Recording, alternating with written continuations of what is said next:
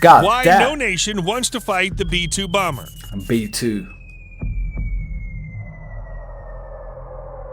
Should you venture out to one of the air shows periodically held near Whiteman Air Force Base in Missouri?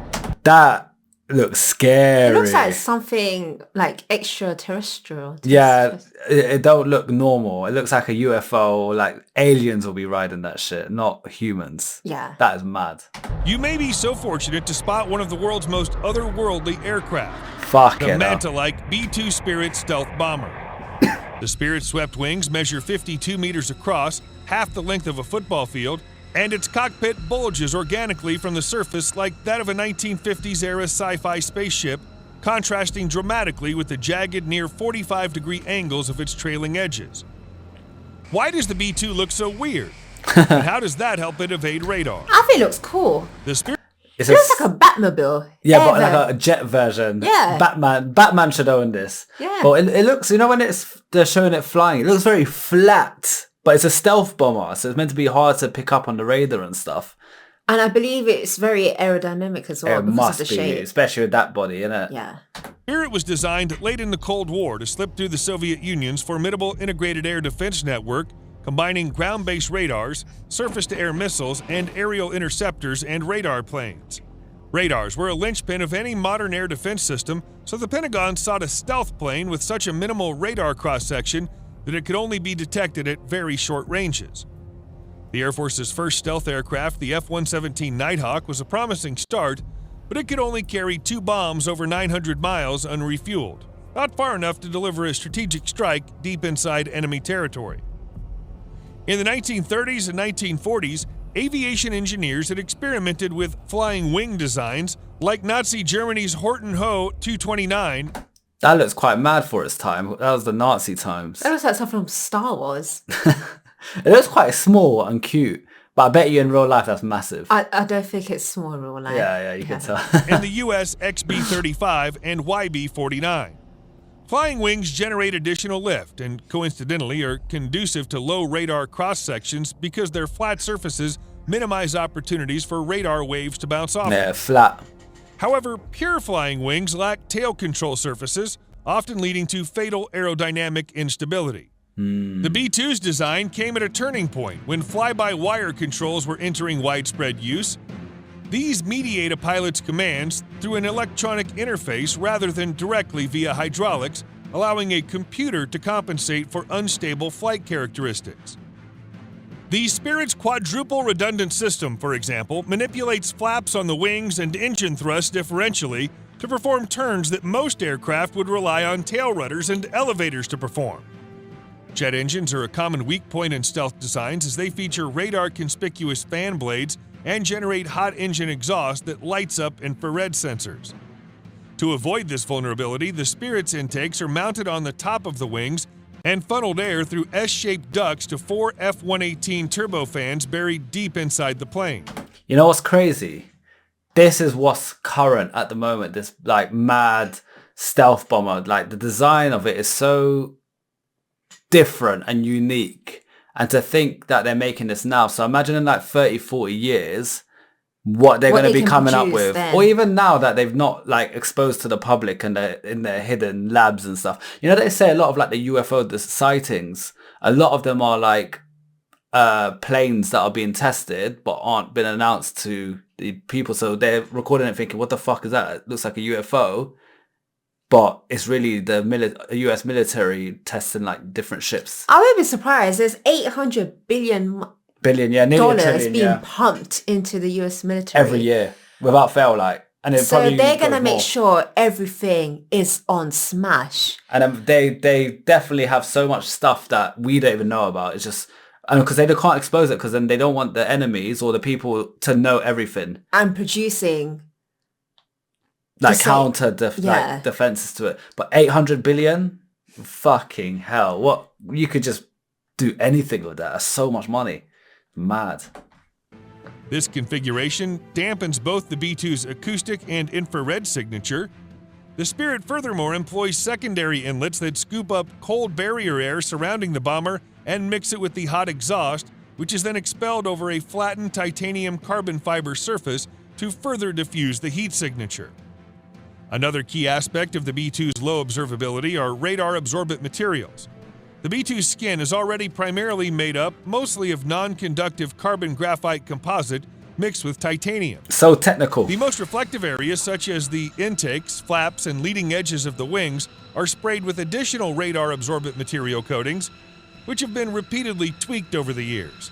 Have you noticed nearly everything they said is radar resistant? Basically just making sure this thing does not get detected by no radar. That's all they care about. They just want to go in, hit, and leave. And leave. That's this thing's job. Is go in, no radars, drop its bombs and dip. Yeah. There's nothing. There's no other cause for it. That's all they need. Yeah. Mad. Furthermore, the skin is coated with an elastomer, an elastic rubber-like polymer meant to smooth away seams, screws, or joints between different materials, which might create a chink in its stealthy geometry. Altogether, these features reduce a B-2's radar cross-section to roughly 0.1 to 0.05 meters squared. Though most discreet from the front, the B-2 is designed to remain low observable from all angles, as it's intended to penetrate deep into enemy airspace. Spirits are camouflaged for daytime as well as night strikes with non-reflective dark gray paint designed to blend in with the sky at distances of 23 miles or greater. The B-2 also sports special bays designed to release chemicals to obscure contrails. But those were never used operationally. Instead, the Spirit has a LiDAR sensor to detect contrails, giving the pilot a chance to change altitude to eliminate them. The Spirit is designed to fly across the globe while carrying 20 to 30 tons of weapons, but not to do exceptionally quickly. Its turbofans lack afterburners, which in any case would cause infrared and even radar signature to bloom. The Spirit's top speed is 630 miles per hour, which means it's a bit faster than a jumbo jet, while its range of 5,000 to 7,000 miles is usually multiplied by 2 to 4 aerial refuelings using a pop-up hatch behind the cockpit. Mad. It's over 600 miles per hour and they could fuel up like that on the go. I wonder how it feels when you go that fast. Because I went 100 once and that was fast. But then again, this is in the open air. There's no like traffic, so there's no turns. It's just open. You probably won't feel it nowhere near as much. Yeah. And I feel like the capability of this is probably a lot more than a car. So obviously the way it's built and stuff is to handle that kind of speed. You'll go at that speed in comfort. Like not major comfort, but like it's not going to affect you like that. Crazy though. It's a thing, isn't it? Oh my gosh. Wow. Technology, man. I didn't realize they went that Insane. Fast. Whoever engineered this shit, man. Geniuses, honestly. Yeah. This has allowed B-2s to fly non-stop missions lasting nearly 2 days from Whiteman in Missouri to hit targets across the globe. 2 days of flying. A Spirit's cross-trained crew of 2, a mission commander and a pilot, enter the plane via a hatch in the belly. The bomber has room for 1 crew member to nap in shifts, as well as a toilet and space to store food in a microwave.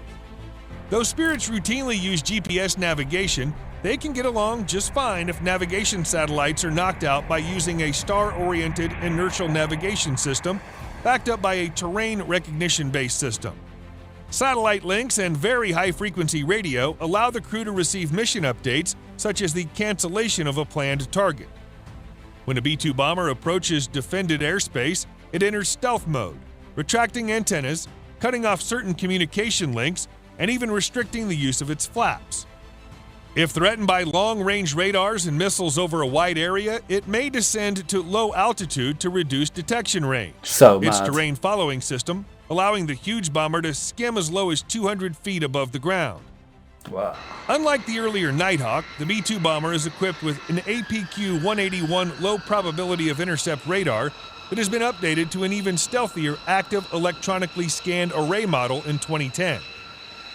Useful for navigation and scanning ground targets, it can also plot the position of hostile fighters and radars.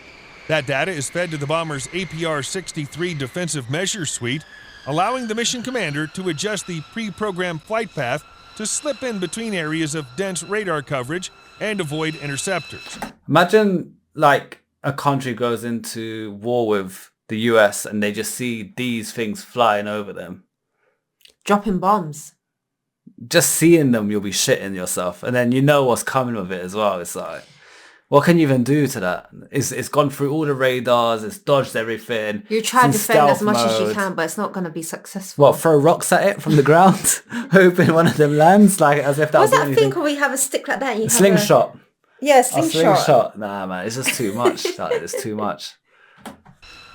Arguably, the latter pose the greatest threat to the B-2. Already low bandwidth radars may detect the presence, but not the precise location of stealth aircraft. Should a hostile fighter close within a few dozen miles, the Spirit would be vulnerable to visual, infrared, and even radar detection. Lacking self-defense weapons or high speed, the B-2's odds of survival in that scenario would be pretty low. For its nuclear strike mission, still its most important role today, the B-2 can carry up to 16 B-61 or megaton-yielded B-83 nuclear gravity bombs on the rotary launchers inside its 2 bomb bays.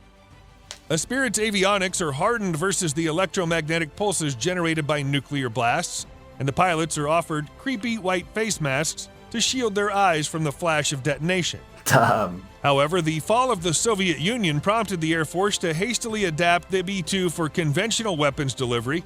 An alternate rack system can accommodate up to 80 Mark 82 500-pound bombs, or an equivalent weight in cluster bombs, mines, or larger munitions. In the late 1990s, the B-2 was adapted to carry 2,000-pound JDAM GPS-guided weapons, which are accurate within a 20-foot radius, Oh my God. and have served as its primary weapon ever since. Look at that. The B-2 is also certified to carry long-range AGM-154 JSOW glide bombs, 80 miles, and AGM-158 JASSM stealth cruise missiles, 230 to 5. All these technical bum talks, I don't know what half of it means, but all I know is fucking don't mess with America, mate. Crikey. That shit is serious. Crikey, mate. Crikey, Isn't that Australian? mate. That's Australian. Crikey. Don't fuck with them so bad, it got me talking with an Australian twang. How about that? 575 miles to allow it to deliver standoff attacks without risking getting too close to increasingly powerful modern air defense radars. That's sick. I think crikey's New Zealand. Is it New Zealand? One of them. Crikey, look at the crocodile. It's one of those. Crikey, mate. Most exotically, the B-2 is uniquely configured to deploy up to 2 massive 30,000-pound that looks mad. GBU-57 massive ordnance penetrators designed to I'm running blast for my apart dear command life as bunkers far as I up to can. 61 meters under. I don't think you running will make any I difference. will start running for my dear life. You'd have, if you see a bomb coming down like that, you just need to get into cover.